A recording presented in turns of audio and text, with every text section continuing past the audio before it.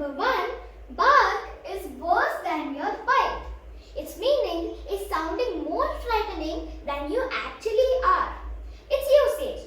Though our neighbor is forever shouting at us, Larry says his bark is worse than his bite. Its origin. This saying originates in 17th century when dogs kept as pets simply guarded houses, and a dog that barked really fiercely always sounded like he would bite a bit of you. But if the dog didn't really bite, then it was said that his bark is worse than his bite.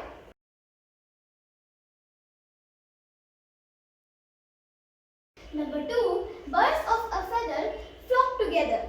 Its meaning is people who have common interests or habits are usually together. Its usage. All my friends have the same interests and like to go hiking. I guess we are birds of a feather flocking together. Its origin. This is a saying that has been used by man for more than 2000 years. If you observe carefully, you will find that birds of one kind always fly together. You will never see a crow flying with pigeons, do you?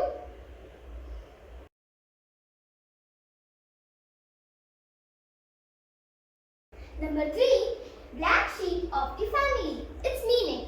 The most different or odd one out in a group or a family.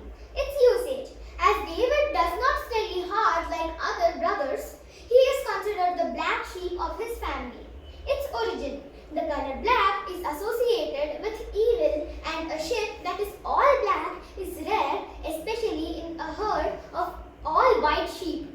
So a black sheep in a white herd is definitely the odd one out. In the early 1800s, shepherds thought that the black sheep scared off the white ones and therefore favored them less. Slowly, this saying came to refer to the least favored person in a family or a group.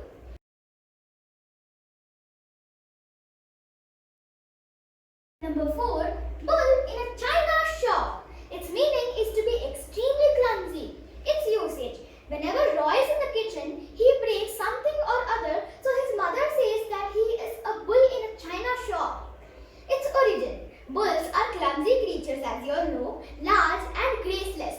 When they move, they always knock things out of their way, and this idiom found its way into speech where dishes and plates made out of china were introduced in Europe in the 16th century. Imagine if a bull got into a china shop. What havoc would it cause?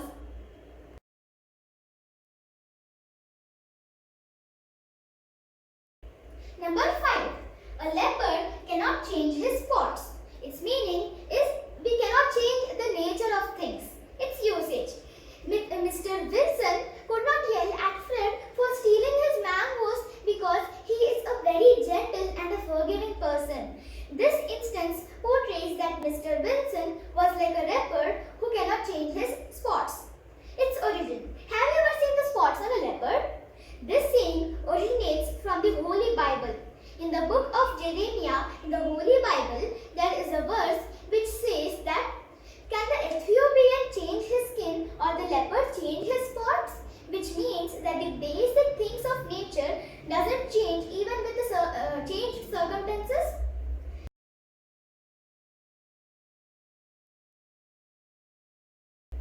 Okay, number 6. Crocodile tears. Its meaning is to be false or fake tears. Its usage. Peter fell down but didn't hurt himself. He cried crocodile tears only because he wanted his dad to buy something. Okay, its origin. Have you ever seen a crocodile crying? I'm sure you haven't. Therefore, anyone who is crying crocodile tears is just pretending. The ancient Romans used this expression freely. Renowned writers like Lord Tennyson and William Shakespeare used this expression to mean insincere sorrow.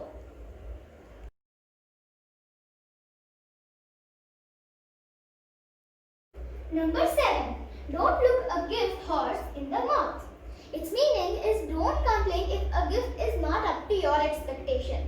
Its usage.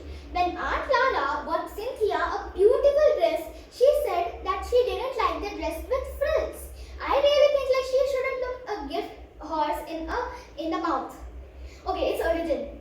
In the olden days, when horses were used for more than just riding, people would examine their teeth to check whether it was a young or an old horse. But if it was gifted a horse by someone and you examined its teeth by looking at its mouth, then you would be hurting the feelings of the person who gifted it to you. In other words, it is better not to be choosy or fuss about anything that comes to you as a gift.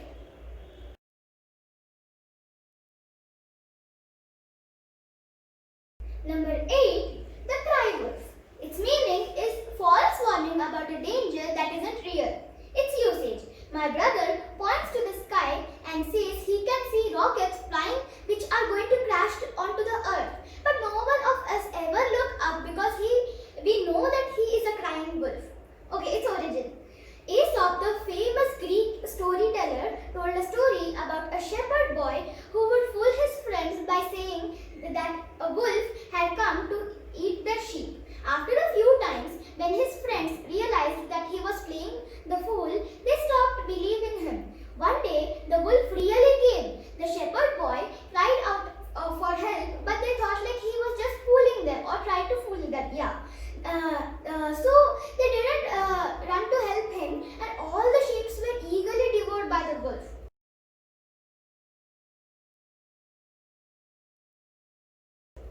Number 9. Eager beaver. Its meaning is hardworking and industrious. Its usage. Johnny always finishes his schoolwork before going out to play. In this aspect, Johnny is an eager beaver. Its origin. For many centuries, man had admired the beaver for its hardworking nature. The beaver swims in rivers and builds dams made of tiny wooden sticks across them.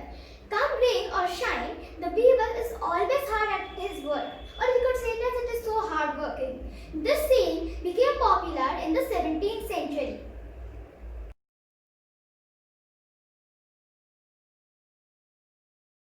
Number 10. Go to the dogs.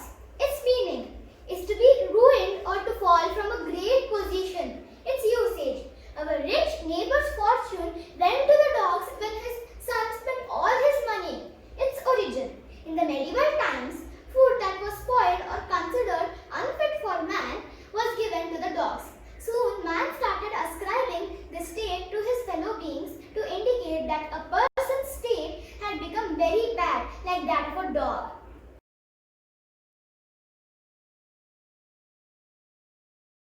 Number 11. Hold your horses. Its meaning is to slow down or be patient. Its usage. When I am impatiently eating the ice cream, my grandpa tells me to hold my horses.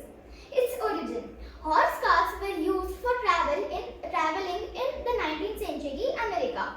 When you wanted the car driver to slow down, you had to tell him to rein his steeds. In other words, we could say it as hold your horses.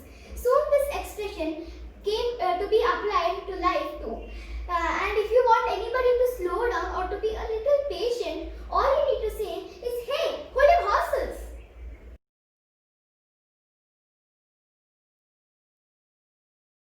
Let the cat out of the bag. Its meaning is to give away or let out a secret. Its usage. We were planning to bake a cake as a surprise for my mother's birthday, but little Tim told my mother and let the cat out of the bag. Its origin. This is what happened in a market many centuries ago in England. A favorite country trick used to be substitute a cat for a pig at markets. If you let the cat out of the bag, you disclosed the trick and people avoided buying the pig. From then on, if anybody let their cat out of the bag, it was said that they were spilling out a secret.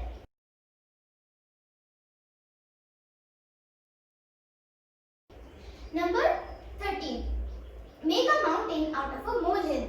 Its meaning is like to make actually sound or look larger than it actually is. Its usage. When Uncle Benny catches a cold, he says that he has ragging fever. He's always making a mountain out of a molehill. Its origin. This saying originated in the ancient Greece but not in its present form. When people began using it in England much later, they put in the words beginning with M just so that it would be easy to remember and fun to use.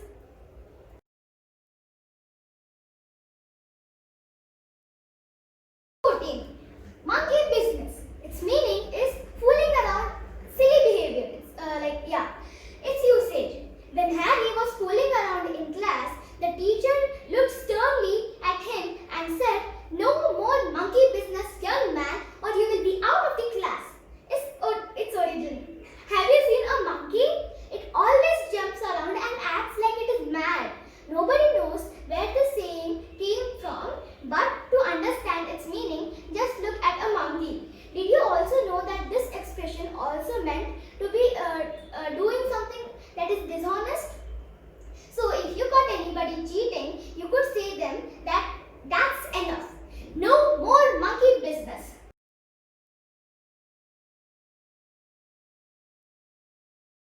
Number 15. Raining cats and dogs.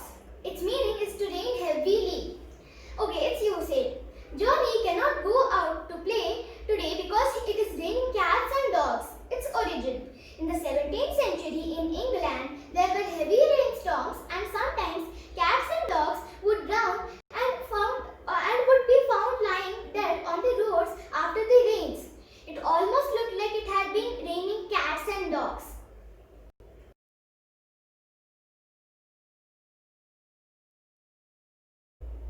Number 16. Rats abandoning a sinking ship. Its meaning is disloyal people. Its usage.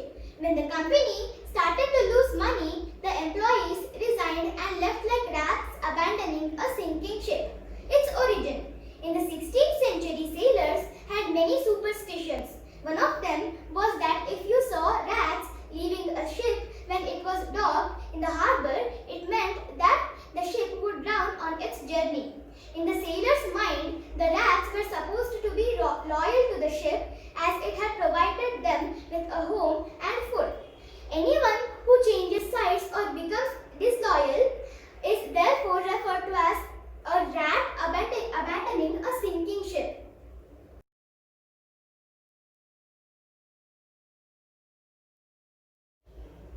Number 17. Smell a rat. Its meaning is to be suspicious or get a feeling that something is wrong. Its usage. On observing the thief's actions, the policeman smelled a rat and realized that the thief was lying and up to something foul. Its origin. This saying was used as early as the 16th century. Man has always considered rats as dirty and smelly creatures. Even a cat which suspects that a hole is occupied will smell to see if the house is a rat. Soon this practice of the cat caught on to imply that if you sniff out something bad, you could smell a rat.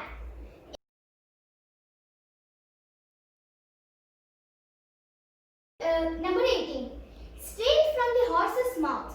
Its meaning is get some news directly from the person concerned. Its usage. My uncle is planning to take us out to the beach and had told no one about the plan besides me. So I have got it straight from the horse's mouth. Its origin. The best way to find the horse's age is to look at the horse's teeth and mouth.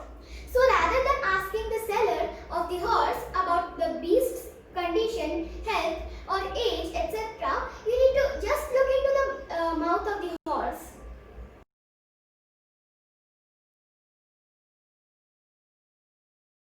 Number 19. Catch the bull by its horns. Its meaning is to be brave in a frightening or a dangerous situation. Its usage. Jeremy caught the bull by its horns when he dived into the well to save the drowning dog. Its origin. Sometimes at the end of a bullfight, the bullfighter will wrestle the bull by taking hold of his horns. A very brave and daring act indeed. This saying therefore originated from the land of bullfights, that is nothing but Spain. Okay.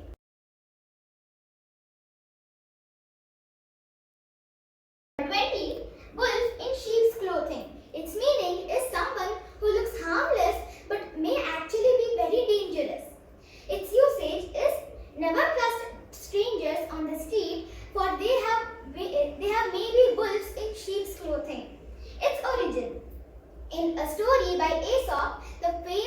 storyteller, a hungry wolf kills